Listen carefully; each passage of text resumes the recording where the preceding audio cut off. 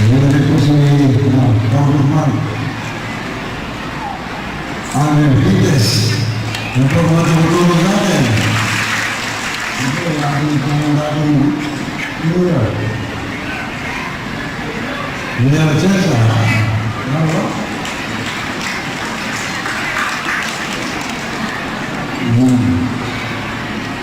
Ang ating pong mga bumisita. Wala po kayo bang masasabi sa inyo, hindi tayo lahat ang magkasarap at pasalamat sa nagbigay sa atin ng mga Panginoon, buong ng langit, nagagaling sa ating dating Pangulong Lolo mga Panginoon, yung 10 hektarea na ginawa natin ang buwan.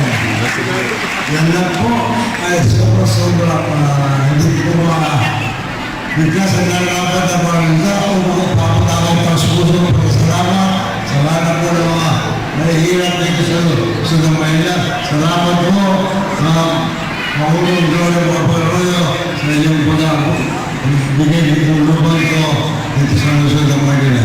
Maraming salamat po. Ganun po kay Congressman Alan Vites, tumutulong din po siya. Senadora Cesar Villar, yan po